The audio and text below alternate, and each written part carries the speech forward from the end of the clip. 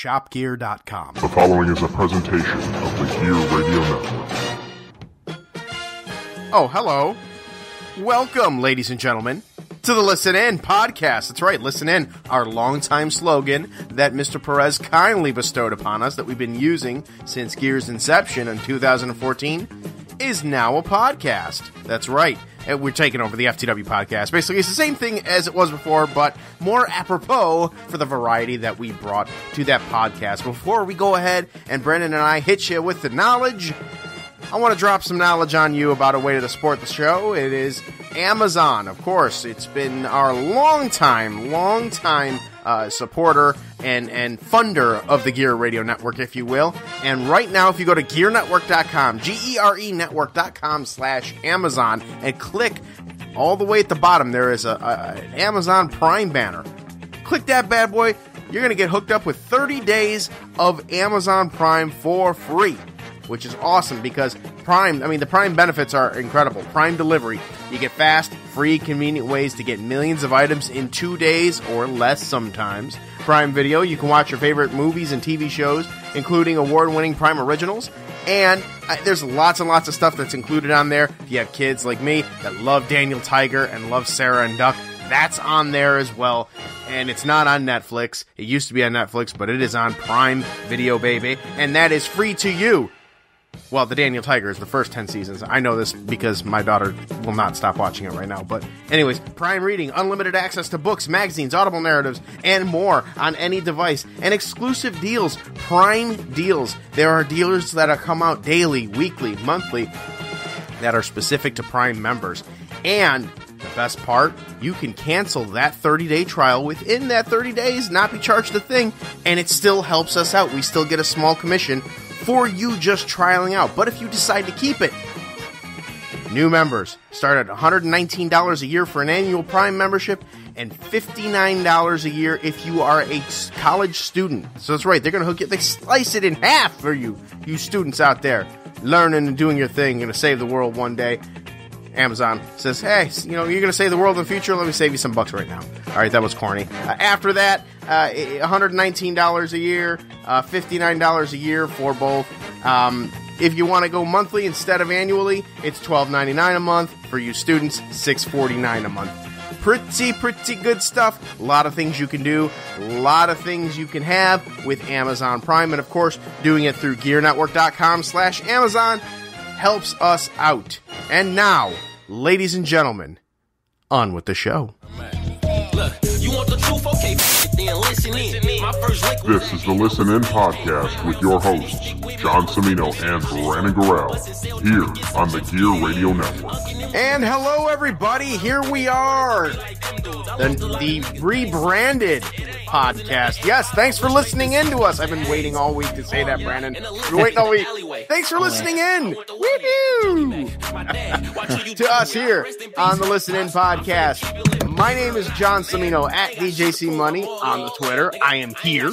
Mr. Brandon Garrell at Brandon S. Garrell on Twitter is there. Brandon, yes, I am. And we are also on Facebook. That's right, Facebook. Just type in Listen In the Podcast or Facebook.com/Listen In Podcast. There we go. I made it very easy. So Facebook.com/Listen In Podcast. Like our page, please, because we are way more interactive on that than we were on the previous one. And it shows because I've been throwing up polls and it's been fun and all that stuff. And as you all heard early on, we are presented today, no commercial interruption, because of Amazon shopping, particularly with the Amazon Prime special. Again, Amazon Prime, gearnetwork.com/Amazon. Click on the Amazon Prime banner, and we can get you with a free 30-day trial. And when you do it, we get a small commission off of that, even if you don't stay with us for 30 days. That's how cool it is. So please do that. But on today's show, Bryce Harper, he has finally signed his 13-year, $330 million deal with the Phillies. Brandon and I privately spoke about that, and he had some feelings on it, so we're going to touch up on that a little bit. Antonio Brown Brandon, he really hates Ben Roethlisberger. and we'll talk about that there, buddy. When he appeared on HBO's The Shop. LeBron James growing frustrated with the Lakers already. Year one not ending very well for them. And other news and notes from around the world of sports. But, Brandon, we are here. Listen in is a thing. We are here. How in the hell are you, good sir? I'm good, man. Still riding the high of last week's show. Feeling pretty good. Anderson .Paak one? You know it.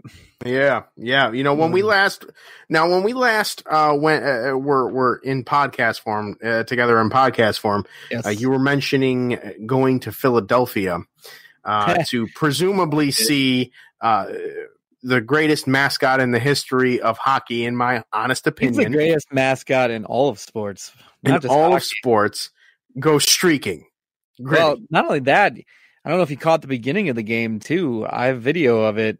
He ziplined from the top of the stadium. He was sitting up on the roof. Jeez. And he ziplined down to the ice. It was no. I did not see that. I didn't catch that part. Part of the game. It was a very gritty, heavy thing, and it was fun. He's a pretty cool mascot. Gritty Shitty is. Team.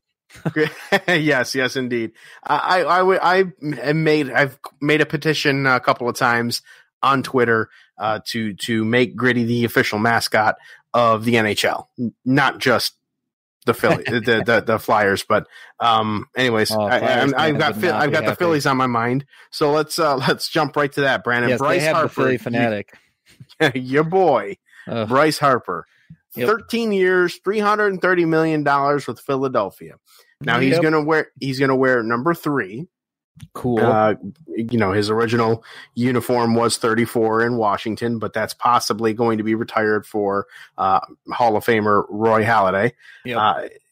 Of course, in his introductory press conference, old habits die hard. He vowed to bring a title to Washington D.C.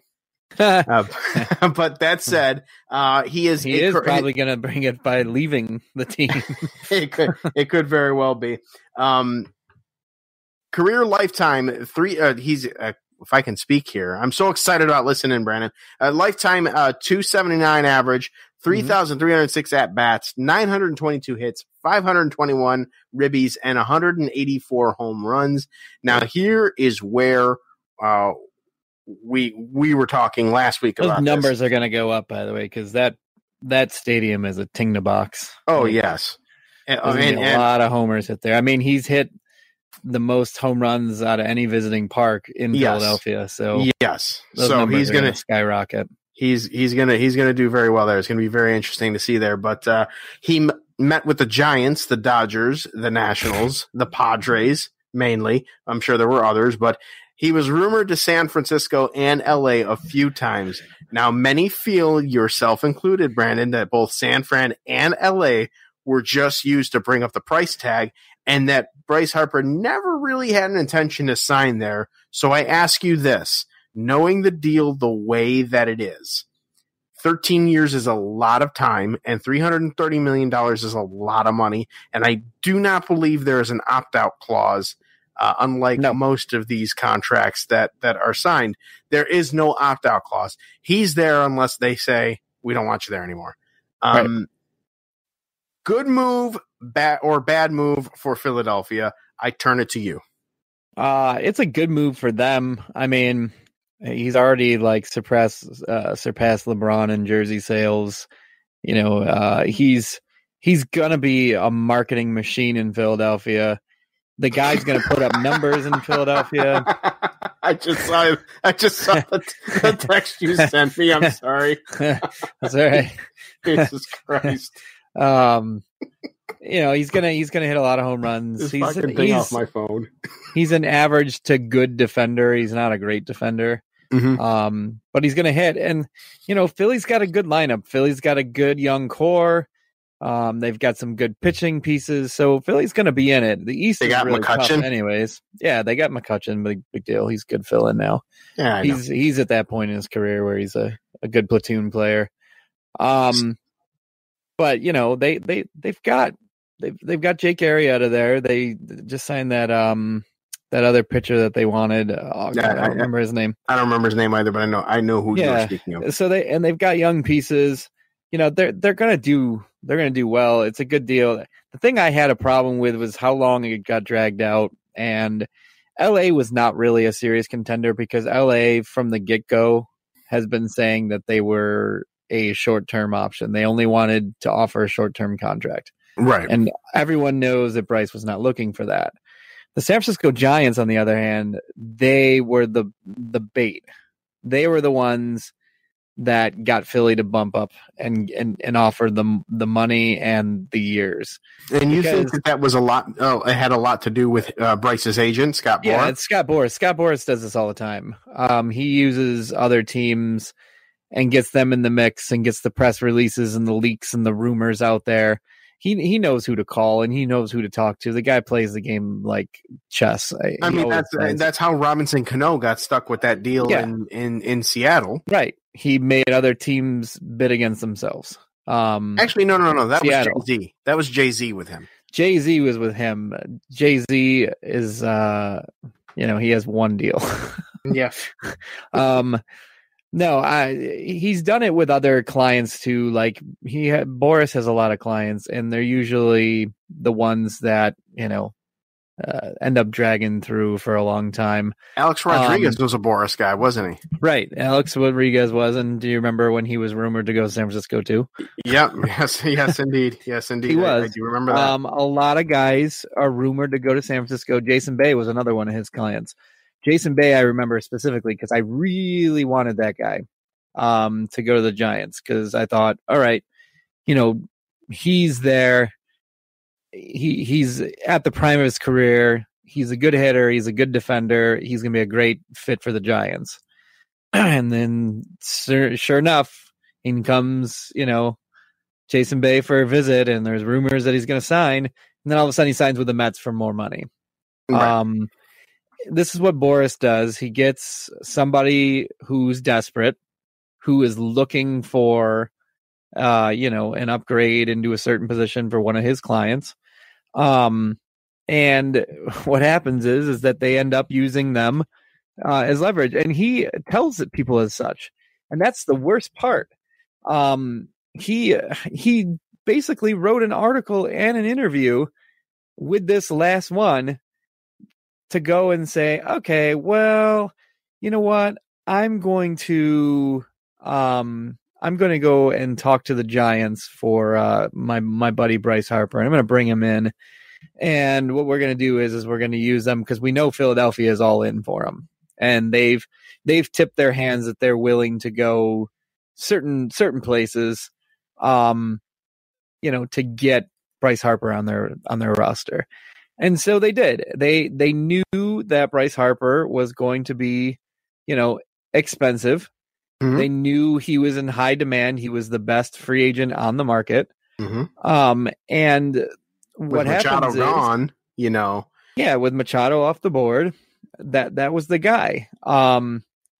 So what's going to happen is that he's going to go out there and he's going to make sure that he gets the best deal for his player. And that's what an agent is supposed to do. I mean, mm-hmm. he's not supposed to be Mr. Morals and Ethics because agents are dirtballs anyways. Of course. For the most part. Because they're concerned about their commission.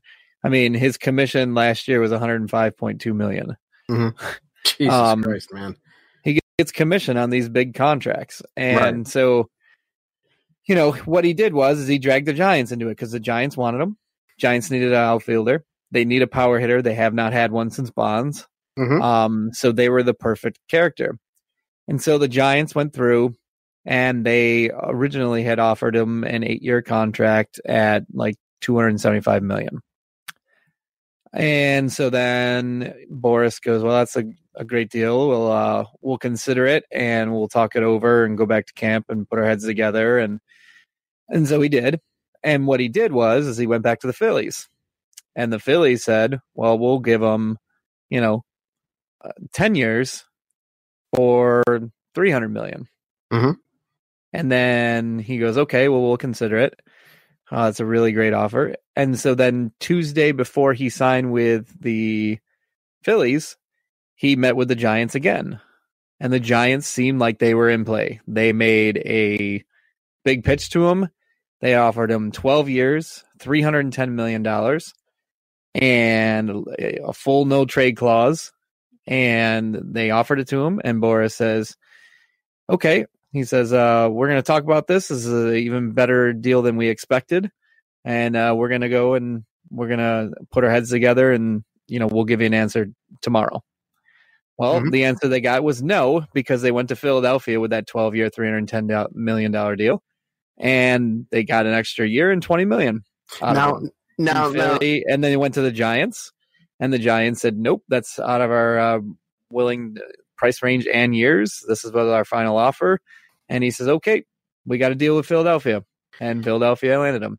Well, and this is what he does every single fucking time. Yep, that is absolutely how it works with them. And to that point, for most agents will listen to their client and say, hey, you can go here and you can go there. Where would you prefer to go? Scott Boras is more of a, hey, pros and cons here. Your career is only going to last for so long and blah, blah, blah. You got to get that big contract. He's the guy that tries to get you the biggest contract possible. He got Jacoby Ellsbury that fucking contract. That the Yankees are still paying for right now. Yeah. And I don't think Jacoby in 2 years. I don't think, if that he's into the, I think year, or at least starting year 4 of this his contract. And this is what he does. Played he does it every time. Year and a half.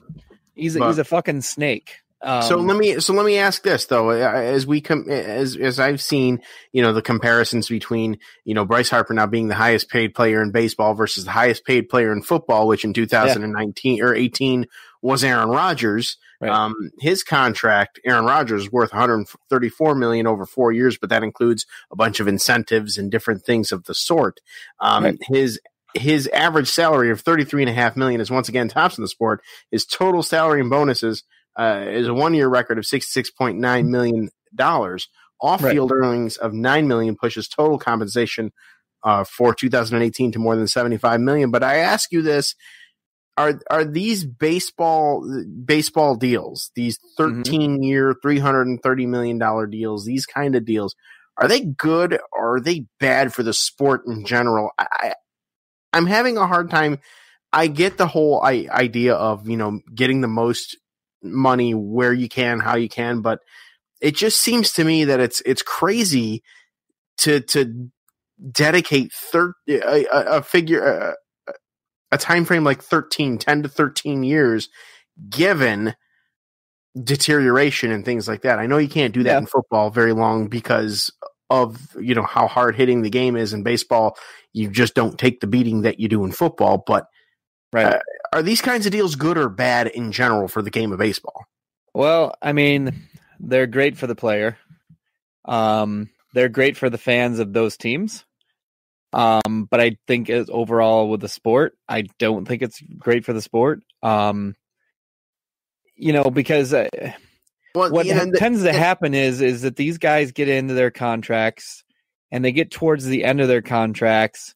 And what happens is that some team ends up trading away talent to get that name, even though he's at the end of his career. Mm-hmm. And, the guy, most of these guys don't play out the whole 13 years. No, it just doesn't happen. They want to be traded. They want to move.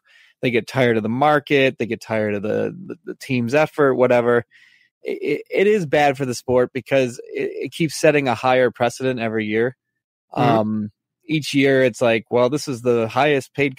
We hear this every single year. It's the highest paid player in baseball. It's the biggest contract in baseball. And baseball contracts are already like out of their fucking mind. Like, baseball doesn't have a salary cap like football does. Well, no, it doesn't. But I think if football had a salary cap or it didn't have a salary cap, it'd still be the same.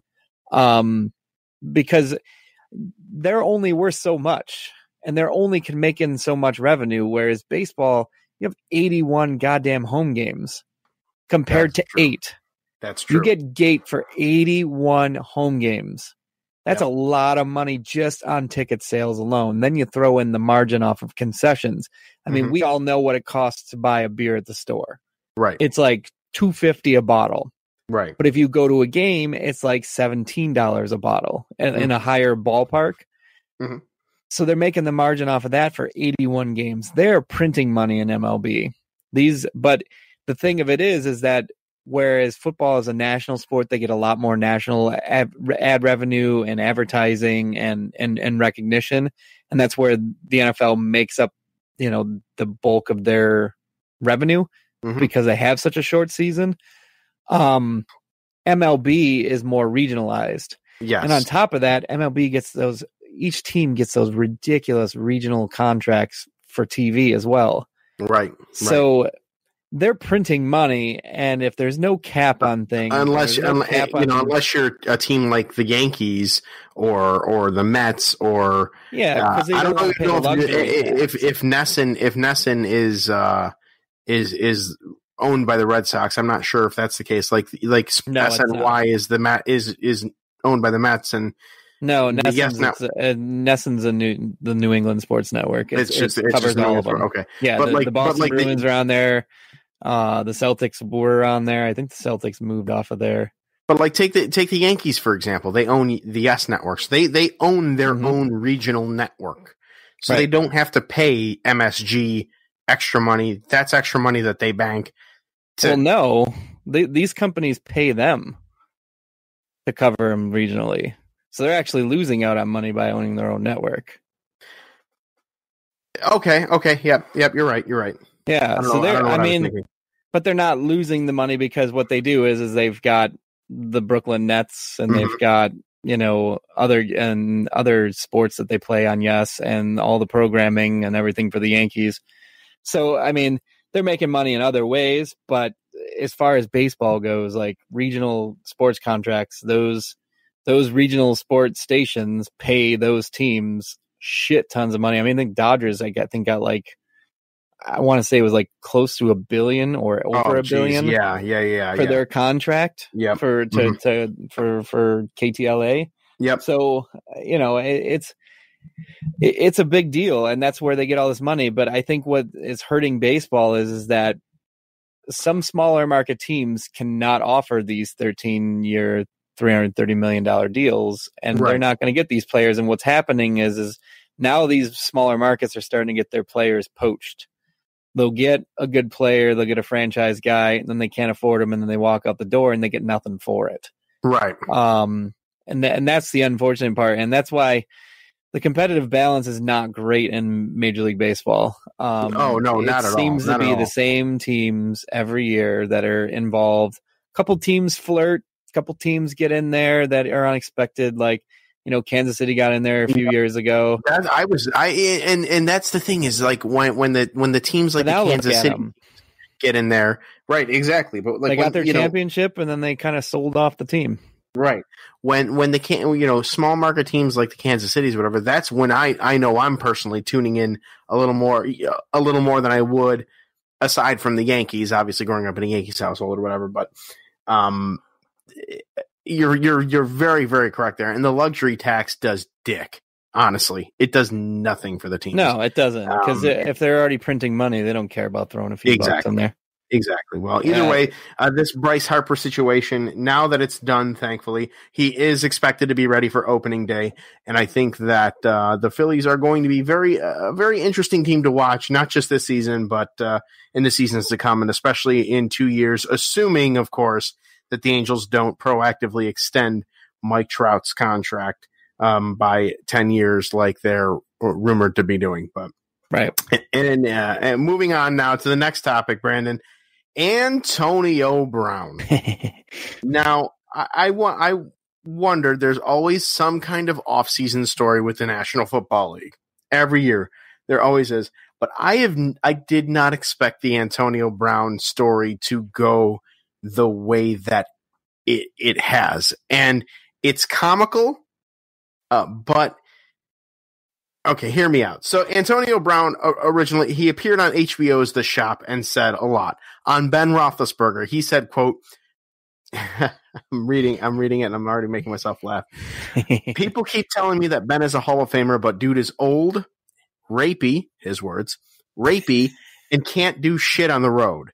Yeah, half the time I'm playing with a Hall of Famer. The other half I'm playing with fat Brock Osweiler.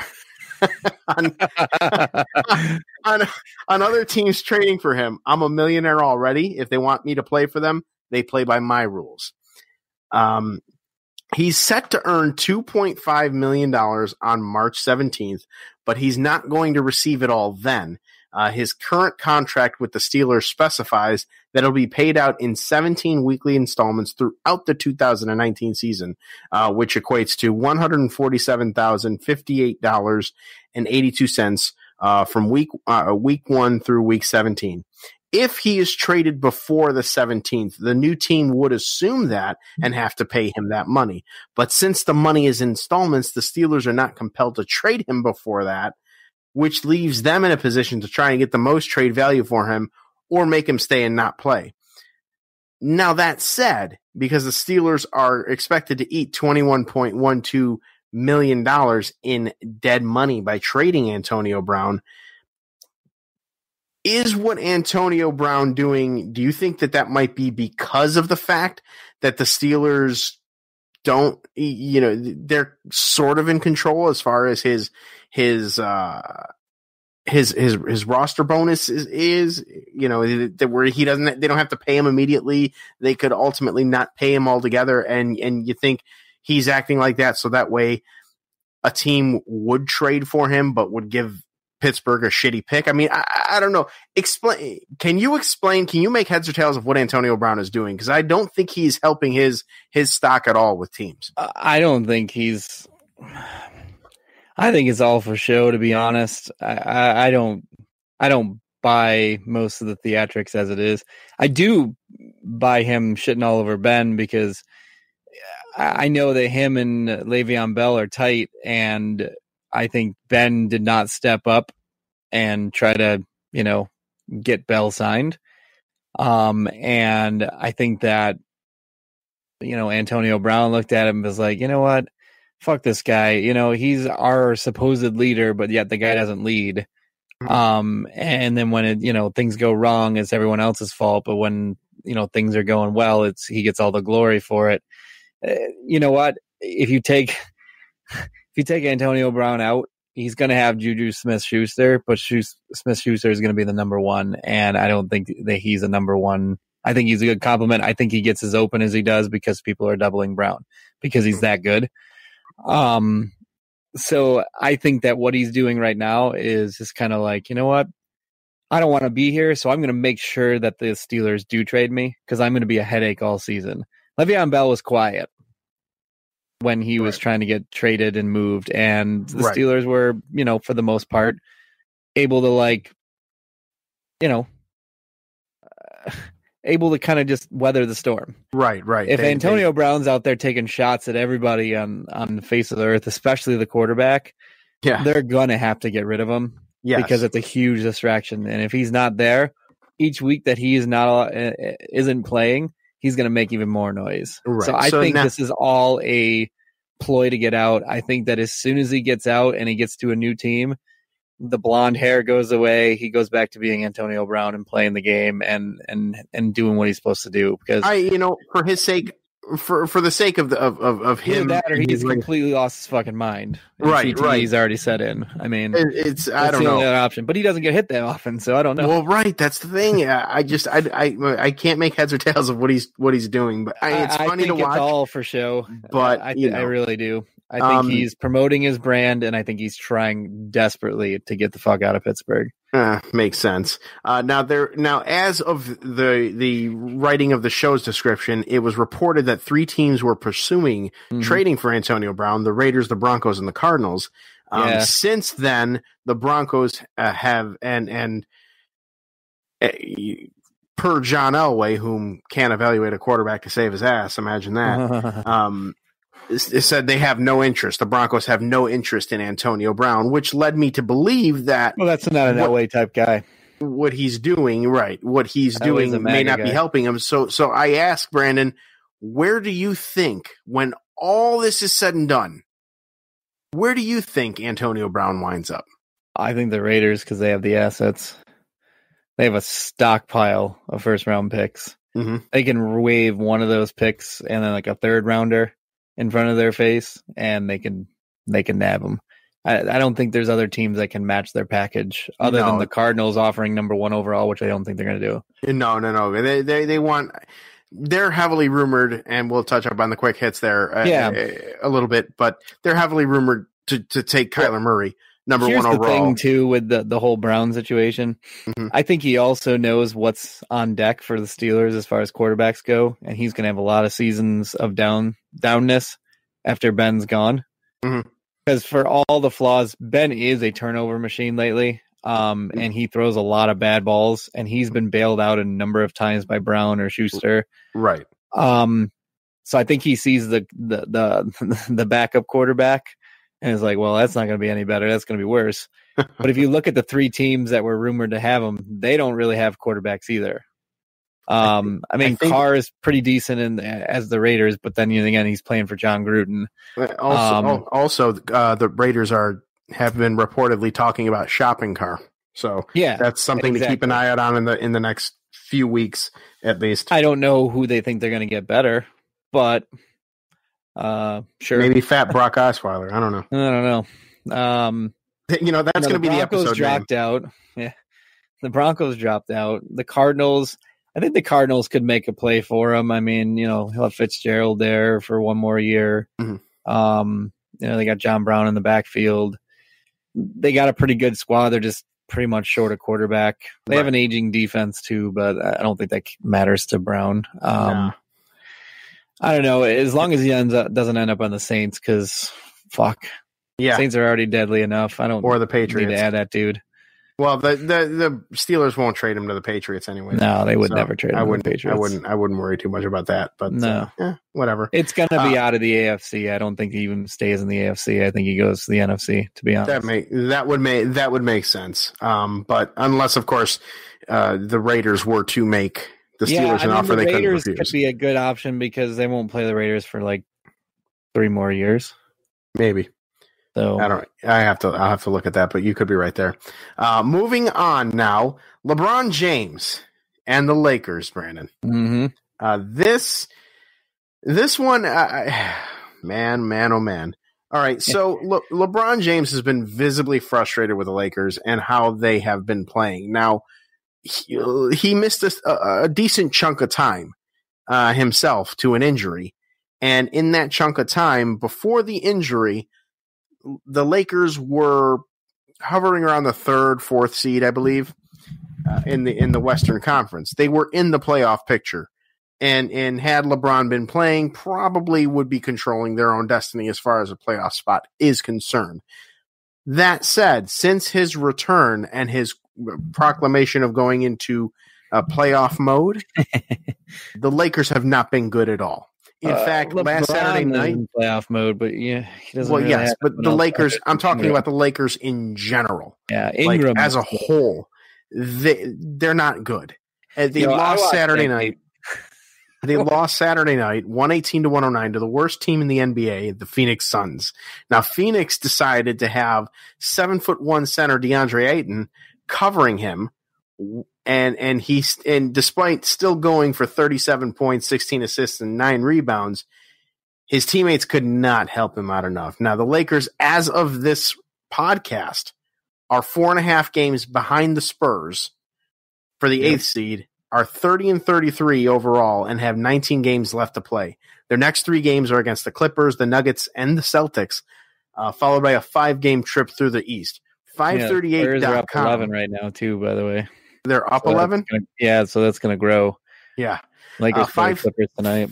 538.com has the Lakers at an 8% chance of making the playoffs, which means, yes, that is what it is, and it's still a possibility, but it's a very, very tough hill to climb now for the Lakers. So I posed this question to our Facebook page, which again, facebook.com/listeninpodcast. The the question I put out there, and we've had a number of votes here, was LeBron going to the Los Angeles Lakers a big mistake or not? Now, I'm going to, before I ask you this, Brandon, I will say we've had 42 votes on this so far. 32 to 10 feel it was a big mistake, LeBron going to LA. Before I tell you where I voted, I want to know what you think. LeBron to LA last offseason, was that a big mistake? No, because Cleveland's an even bigger dumpster fire. Cleveland has even less talent. The Lakers have young talent to go with LeBron. The problem is that team has not gelled enough. I still think they're being held back in certain areas. I was watching the Lakers and Pelicans game the other night. LeBron played pretty well. Brandon Ingram was having himself a game. Kyle Kuzma was playing pretty well. But then I also watched Rajon Rondo in the first quarter start 0 for 7 from 3, just chucking wide open threes and bricking and not even coming goddamn close to hitting anything that resembled a 3-pointer. Okay. It just, things like that are really frustrating to watch because it just shows that, like, yeah, he doesn't care. Because you know what? There's still some guys on that roster that need to go. He did it again, by the way, against the Bucks. I was watching that the other night too. Rondo went 7 for 19 from the field. He went 4 for 12 from 3. He just kept throwing bricks up there. LeBron had 31. Ingram had 31. But then Kyle Kuzma disappears. They can't seem to get the balance on that team. And I think what is the biggest problem, and I think the thing that's holding them back right now, I think it's their coach. I think Walton is holding that team back right now. Because there's no excuse for them losing to the Phoenix Suns. No, not at all. But you look at it, the usual suspects: Ingram, James, Kuzma. Those guys are the top threes on the roster. James had 27. Ingram had 25. Kuzma 13. Garbage. You had Rajon Rondo, 4 points. He was 1 for 10 from the field. Right. Over 3 from 3. They got a good night from JaVale McGee, but they just don't get the balance and the help when they're playing other games, when they're playing bigger games. So I don't think it's a LeBron made a mistake. I just think that this is going to take some time. I don't think that Magic Johnson or the LA or national media helped things, the progression, because they were playing pretty well until LeBron got hurt. But then all the talk became about every one of them being shipped out the door for Anthony Davis. Right. And then the Anthony Davis thing never happened and probably may never happen. Right. So I think a new coach and, a full off season where where Anthony Davis is out of the picture again and these guys gel, I think they're going to need a better point guard. I like Rondo, but the guy can't shoot worth a dick. And what I was watching the other night is that the Milwaukee Bucks were like, yeah, okay, Rondo, take that. We don't care. You're not going to make it. And he wasn't. I mean, for the most part, he was missing. And they need somebody. I mean, it's going to sound weird, but one of the other missing ingredients for the Lakers right now and why they're not playing as well on the defensive end and from the point guard position is that Lonzo Ball's hurt. Lonzo was actually playing pretty good complementary basketball with that squad. And that's when they were playing well. He went down as well. They've dropped at the defensive end. Rondo's not a starting point guard anymore, and he's getting starters minutes, and he'll have one good game out of 10. And that's not going to get it done. That's not going to get it done if you're trying to make the playoffs. You need 5 starters, and 5 starters, you can get away with 4 playing well and 1 having an off night. You cannot get away with 3 or 2 having a good night and the other 3 or 2 players not playing well. And that's what's been happening with the Lakers. I don't think it's a mistake. I think people are saying it's a mistake because, he could have stayed on the Cavs and gone to the championship. They weren't going to go back to a championship this year. No, they wouldn't have gone back to a championship at all. No. I don't even think they made the playoffs either. I think that roster is complete trash. Kevin Love has hardly played all season. They're playing for a lottery pick. Right. The East is now starting to become a very stacked situation. You've got Milwaukee, who is probably the best all-around team in the NBA right now. They're currently the best team in the NBA, I believe. But all around, they play defense. They shoot really well. Their big men shoot threes. They play really good basketball and consistent good basketball. Toronto is pretty stacked. Boston is stacked. Boston's having trouble getting people together. I think they're going to be okay come playoff time, but we'll see. But you've got that. Before Oladipo went down, Indiana was tough. And they're, pretty up there. Philadelphia is loaded. So the East is not the cakewalk it used to be. It used to be like the Cavs and a bunch of hopefuls. Right. And Boston started to kind of nip at their heels, took them all the way to 7 games, even without Hayward and Irving last year. I think that's when LeBron was like, yeah, it's time to go. Because it's going to shift in power again. Right. The West is starting to sink. The Spurs are not as good as they used to be. Right. The Warriors are still the Warriors. You got Denver playing pretty good basketball right now. But, I mean, the Rockets are the Rockets. They're playing well on offense, but come playoff time, if they have off shooting days, they're going to be out. The teams are not as well. James Harden will just run across the court without dribbling and find a spot and shoot. His fucking step back my ass. Walk back. He's a moonwalking. Yeah, he's pretty. Yeah, he's not even trying to hide that anymore.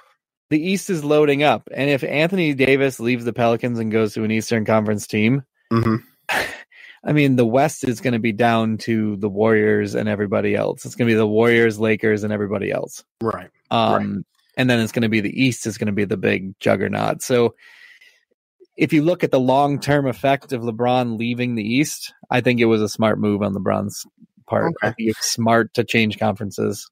Okay. Now that see it, it's changing. Okay. That's a very valid and fair point. I personally didn't even think of the big picture. The thing that I put that LeBron going to LA was a mistake on the poll. And the only reason why I did that is because of the fact that LeBron is getting up there in age. If he's in the mode of wanting to win now and needing to win now, going to a team that was on a, year 2 or 3 of a rebuild was probably not the best move for that. And I get that the, whole idea was, he lives in LA. His kid goes to school in LA. He's playing in his new home now. Wants to play long enough to be able to play with his son. If Bronny gets drafted by the Lakers or whatever, which I'm sure they'll figure out a way to make it happen. But I mean, he's 34. Yes, he's not that old, but he has a lot more mileage on his body at 34 than other 34-year-olds do, because he came straight out of high school. He didn't get the one and done. He didn't, he wasn't like your grandpa's basketball players that went 3 years to college or whatever. Yeah, he went right out of high school and has been playing at a high level ever since. I don't care. So I don't care. I don't care. He is a freak. His body you're talking to a LeBron James. You're talking to a guy that loves LeBron James. Yeah, but the mileage doesn't matter when you take care of your body. LeBron takes care of his body. This is the first year he has had an injury where he's had to miss time, and it was a groin strain. I mean, that shit's going to happen. You slip, you fall. It's going to happen. But I don't see LeBron as like, oh man, he doesn't look like 34-year-old Kobe, for instance. Oh, Laker fan is going to hate you for that comment. Well, that's fine. They can hate me all they want. But it's true. It's true. It's not. You're not wrong. Kobe's not built like LeBron. He didn't take care of himself like LeBron did. Kobe started having bunches of injuries. I mean, Kobe's 40 now. He's been retired for how many years? 3? 3, yeah. Yeah. So he retired when he was 37. You think LeBron's going to retire when he's 37?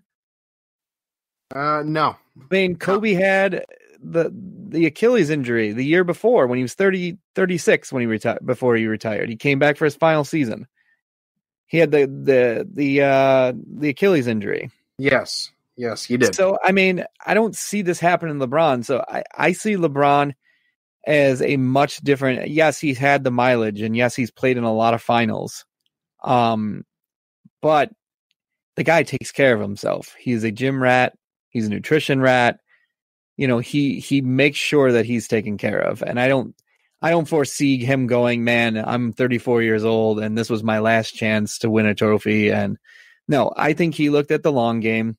He looks at the Lakers have some very young pieces there that he can, you know, help move along and that can kind of get on the LeBron train and start to, you know, push the right buttons. And honestly, I think that if you look at that and then you look at how the West is starting to deteriorate, it's starting to lose its players. I mean, yes. OKC's good, you know, Denver's good right now. Golden State's got some expiring contracts. They got some decisions to make with Draymond Green and Klay Thompson. Really quickly, with Denver being good right now, they're good right now, but they're not sustainably good. They have not been not sustainably consistently. Well, they're young. Season over season, you know. So they're a building team. They're a young team that's moving to Denver. Denver's on the rise. They're a team that's on the way up. I don't foresee Denver going away. Perfect example. They were just losing to San Antonio by 11 with like a couple minutes left. Well, it's 104-103 right now. Oh, geez. With 3.3 seconds left. I don't know who has the ball, but I just clicked on it to look at Denver's roster here. They have players. I mean, they got the Joker.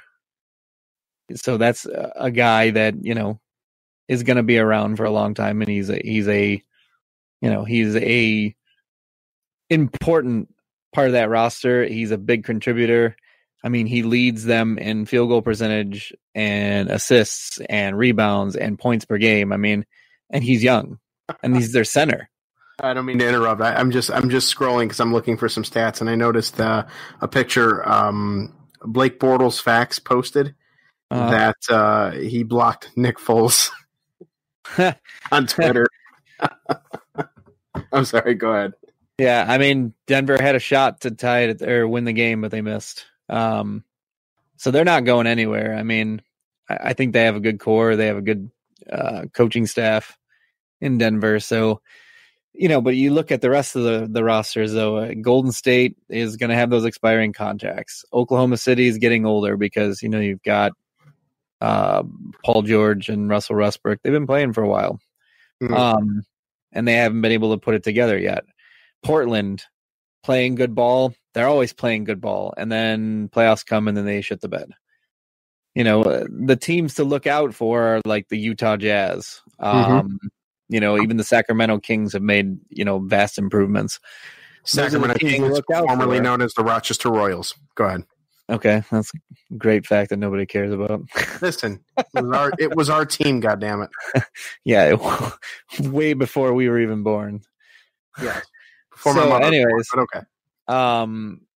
You know, so to say in the long term that LeBron made a mistake, I think it's kind of silly. I mean, the West is softening up. The East is getting tougher. The East is loading up.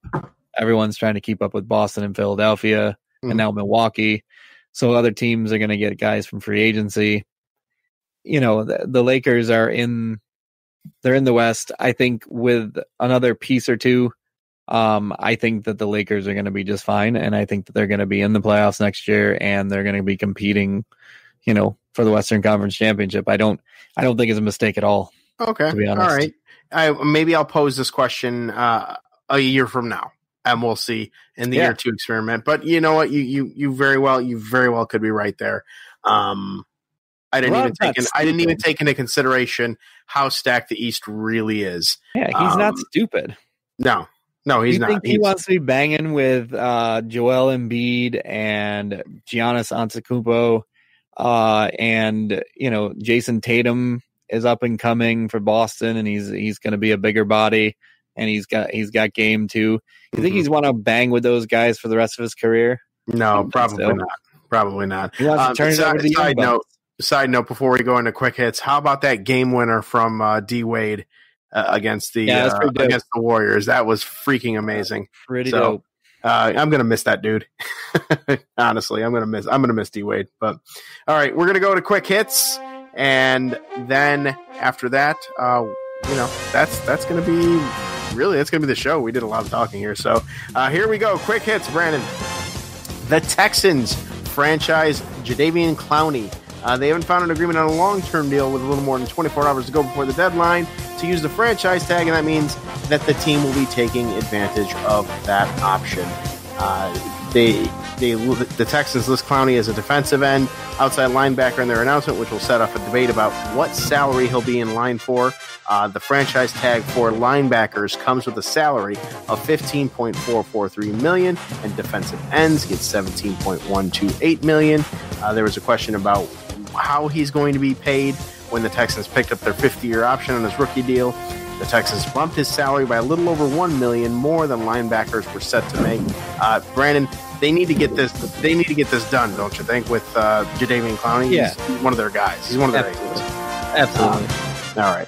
Josh Rosen, his jerseys have been slashed. So if you were thinking, Brandon, about getting yourself a Josh Rosen jersey, you can now. But please go on. You can now, because the Cardinals have been heavily rumored to be making Kyler Murray the top pick in the draft with the number one overall pick that they have. According to Bo Brack of Fox Sports 910 in Phoenix, at least one store in the area has dropped the price of Josh Rosen jerseys from $100 to $39.99. It's a 60% reduction for a guy who may indeed still be the team's quarterback for years to come if they change their mind. But the fact that the prices have been slashed that low doesn't really bode well maybe for them. Where do you think Josh Rosen ends up should Kyler Murray get drafted? I think he stays in Arizona. I don't think he's going anywhere, and I don't think he has any value anywhere right now. You're not going to give up on a first-round pick, and he has a rookie contract for a first-round pick. The guy is not going anywhere. No one's going to take that guy. You don't think the Dolphins or Giants would make a move for him? No. I don't think so at all. Because I think both of them are going to draft their quarterbacks this draft. All right. So I don't think they have any interest. I don't think they have any interest in dropping a pick or a player to get Josh Rosen when they can just go draft their own player at a higher thing and get the guy that they want. I don't know. I don't see him going anywhere. And to be honest, I wouldn't trade him because you don't know what you're going to get from Kyler Murray. True. Very true. Kyler Murray may have been a real fun, great college quarterback, but he may not turn out to be Dick in the pros. Right. We've seen that happen a lot. Yeah, and some people think he's going to be the next Russell Wilson. That's fine, but he can also be the next Wade Wilson. So it's true. That's very true. He could be junk. So I wouldn't get rid of him yet. Not until you know what you have. All right, fair enough. Not him going anywhere.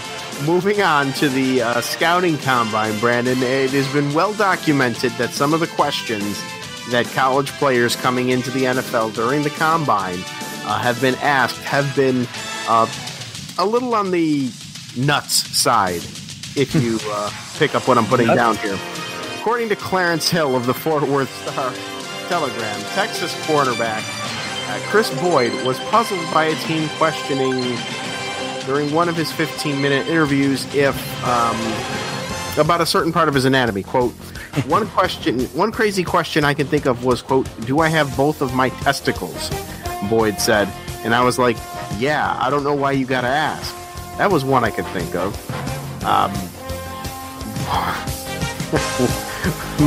My thought process is it was the Dallas Cowboys that asked that question, but that's just because I don't like the Cowboys. But what the hell, Brandon? What would you? Could you imagine interviewing for a job and them asking you, "Hey, do you have both your testicles?" Just out of curiosity. I don't get it. Like, I mean, I've been asked that at every job that I've applied for, and every job that I've received. They've asked me if I've had both my balls, and I do. For the listening audience, I do, and pretty run of the mill question for me. I don't know what's so crazy about it.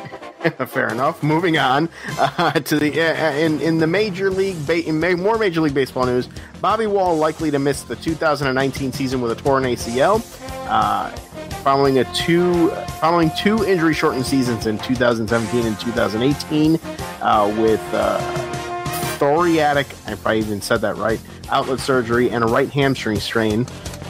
The Brewers' right-handed reliever has been all but sidelined for a third straight year after tearing his ACL in his right knee. He's 26 years old, and he sustained the injury while pitching against the Mariners at a spring training game on Friday. He's going to get a second opinion before deciding on any treatment plans, but it looks like surgery is a possibility. So if you were looking to see Bobby Wall for your Milwaukee Brewers, probably not going to happen. He will not be playing any wall ball. Yeah, I wonder if he has both his testicles. Oh. Probably does. Oh, man. Moving back to the NBA and moving back to the Lakers, it is being reported that the Lakers are expected to fire Luke Walton. No way. After the season ends, believe it or not. Even when saying Luke Walton would finish the season as the Lakers coach, Magic Johnson, every time I say Magic Johnson's name, all I think about is those memes talking about staying positive. Saying, even going as far as saying, unless something drastic happens, which it won't. New information since. Johnson is unhappy with Walton's offense, defense, and assistant coaches. LeBron James's camp wants Walton fired.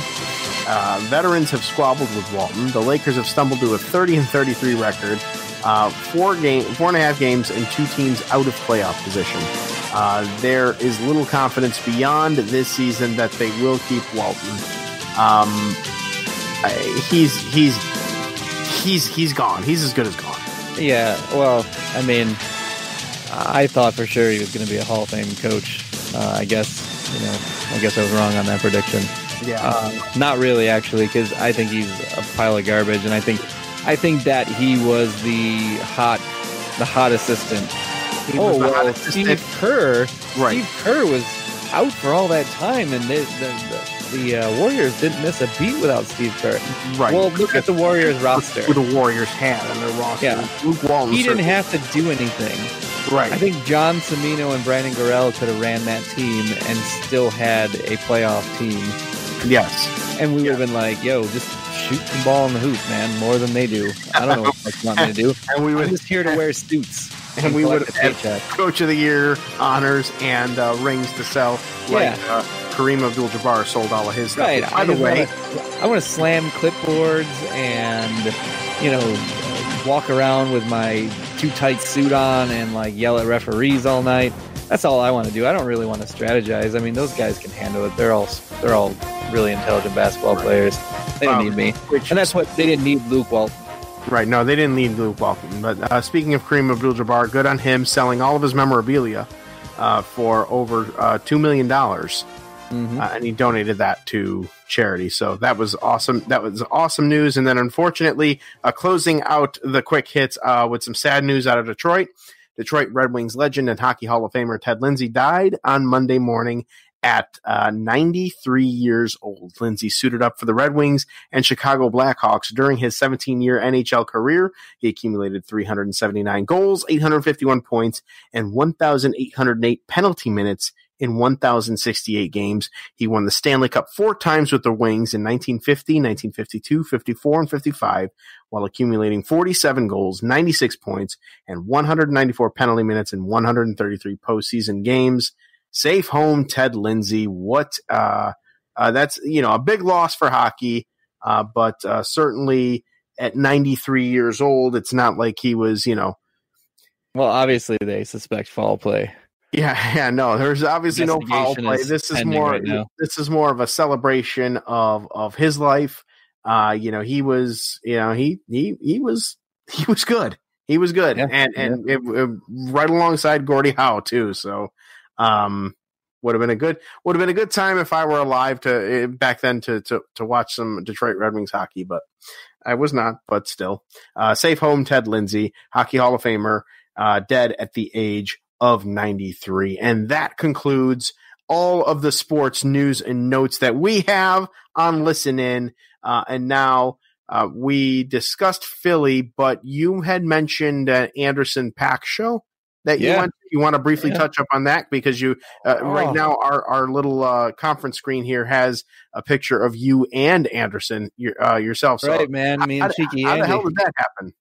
Oh, I bought tickets. You bought the tickets with the backstage thing?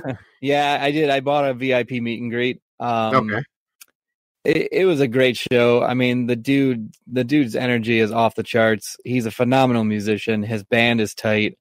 He mixes things really well. I honestly think he's like one of the hardest working people in the industry right now. I mean, he just finished up the North American leg of his tour, and then just immediately announced, "Hey, I got another album I'm going to release, and I'm going to start another tour." In the North, and he's heading over to Europe right now. Mm-hmm. So he'll be back from Europe and then be promoting a new album, which is supposed to be kind of a soul album, which is pretty dope. This will be his fourth album. His first three were Venice, Malibu, and then Oxnard. And the new one is supposed to be called Ventura. These are all places in California that he's been, and each one has their own story. And he was saying that, Oxnard kind of had, the teeth. That's where he got his toughness from, and, wanted to be a rapper and wanted to skate and do things like that. And he says there's a city over from there, which was Ventura, California, that is kind of gave him his soul. And that's where he got his soul roots from. And he did 2 albums worth of work with Dr. Dre when he was doing the Oxnard recording. So it sounds like the rest of that material plus some other stuff is going to round out and make another album coming out in April, which he just released one in November. So that's, less than 6 calendar months. He's going to have 2 albums released, which is pretty dope. But the guy's show, 20 tracks. And they were rapid fire. I mean, he played the songs. There was no bullshit in between. There wasn't any like long breaks in between songs. And, he's chugging water and, messing around to try to catch his breath or anything. I mean, the dude piled through it. I mean, stage dove like right over top of me because I was front and center. Came out and finished the rest of that song like in the rails, like, with everyone in the audience. Mm-hmm. He's got lights. He's got the air cannons, and then he's got the confetti cannons. It's just a really, really, really good time. Solid musician. And then afterwards, they had a meet and greet, and he could not have been a cooler dude. Like, I met John Cusack earlier in the year. It was okay. I mean, he was cool. He asked a couple questions. I was like, all right, see you later. He's just like not really enthusiastic. Anderson .Paak, like, he dapped me up right away, and was asking how I liked the show, and I started telling him I was just crazy. I fucking loved it, and he got excited about it, and he was all geeked out that I enjoyed the show, and then daps me up, gives me a hug afterwards, and says he appreciates me, and he says thanks for supporting my dream, because he says without people that come out, there is no Andy show. Mm-hmm. So he was dope, and I'm definitely pretty cool that he's staying humble about that. It's one of his songs too, I believe. No, that's Kendrick Lamar. No, okay, I'm sorry. Yeah, you're right. Kendrick Lamar. Kendrick did do a song with him. Yeah, but he's dope, it's cool to hear when people get up to that level. Yeah, and remember where they came from, and remember the people that essentially made him. Because if nobody's buying tickets to the concert, if nobody's buying merchandise or buying the MP3s or buying the vinyl records like me, the vinyl records like you, if nobody's doing that, he's no different than somebody down the street that's just doing it for the hell of it in his house or whatever. You know what I mean? So it's cool. It's very cool that he is is staying humble about that and not having a big head and genuinely appreciative of his crowd. Yeah, I mean, he's a phenomenal musician, and he's very different. He's got a different voice. He's got a different sound than a lot of what's out there right now. He's pretty versatile, so it was a pretty dope experience. And yes, I do enjoy the music that he puts out. Now me on the other hand, while you're over there going to Phillies games and or not Phillies games, going to Philly and Flyers for the games. Flyers games. I'm very tired right now. I'm very tired. It's been a very long day for me. But going there to that, and then going to the Anderson .Paak show, I'm over here photoshopping my face and Perez's face on Armando Alejandro Estrada. Well, I mean, somebody, those things need to be done. And, they gotta be. Somebody's got to be here to do them. I can't. I'm busy living the rock star life right now. There you go. I only got so many years. You live the rock star life, and I'll continue holding down the fort here at Internet Troll Central. But yeah, I also got tickets for Wu-Tang's 25th anniversary. Get out of here! Show, in Cleveland. When's that? Same place. It is June 2nd. It's a Sunday. Going to Cleveland, Ohio to see them. They're doing the Enter the Wu 36 Chambers. Oh, nice. 25th anniversary tour. Do you have a backstage pass for that too? I do not. They didn't offer it. I would have. They did. I was gonna say I was gonna give you my Wu-Tang. I was gonna see if you take my Wu-Tang vinyl and get it autographed. I got general admission tickets, so I'll be on the floor, hopefully right up front. I'm gonna roll up with my buddy Robert early, and then we're gonna hit the Rock and Roll Hall of Fame. We're meeting Carrie and her lady friend in there because they're gonna be in Philadelphia. No, actually, they're going to go down the same time as us, but separate cars because she has a different show that she wants to go to that's in Cleveland 2 days later. So she's just going to stay in Cleveland for 3 days. Okay. But yeah, the four of us are going to roll out there and see Wu-Tang. Nice. Very cool. Very summer shaping up already. Yeah. Very good. Very good. Well, I fuck you. I'm jealous. With that, you'll get there, man. I just skip a lot of years too, man. I'm making up for lost time.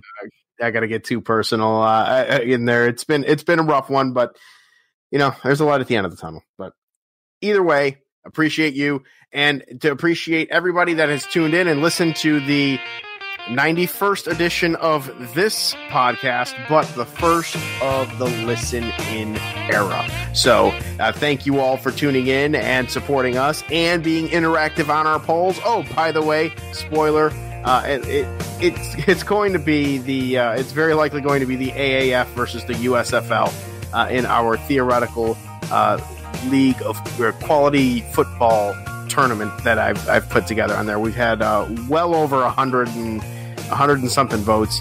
The majority of them voting AAF over the original XFL and USFL over the UFL. So stick to the Facebook page. There's going to be more of these polls coming in and interactivity where I'm honestly having a blast putting these together and seeing the results and getting the talking. And to the sports analyst page and football and other lesser sports, the groups that we are in on Facebook, you guys are the best for helping with that. And also my San Diego Fleet group, I can't forget you guys because you guys are contributing a lot to these as well. So keep it up. Tell your neighbors, tell your friends. We are here to stay, and we invite you to listen in every single time your podcast feed of choice updates. Brandon, I can't. You keep adding these little listen-in innuendos in here. These little slip-ins. It's so easy to do. It's so easy to do. And that's why, I think that's why I did. Because Mike Greenberg doesn't forget up all the time. Thanks for getting up with us. You know, does it all the time. Listen out doesn't become a more trendy word to say because we might have to rebrand again. Well, if we do, we do. If we don't, we don't. But anyways, Brandon, let's do this again soon, shall we? Yeah, let's do it. All right. Good day to you, sir. Good day to you as well. So long, everybody. Good night now. Flavor Flav, you know what to do. Yeah, boy. No, I'm kidding. Go ahead, Flav.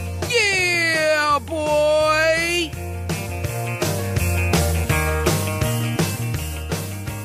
The preceding presentation has been brought to you by the Gear Network.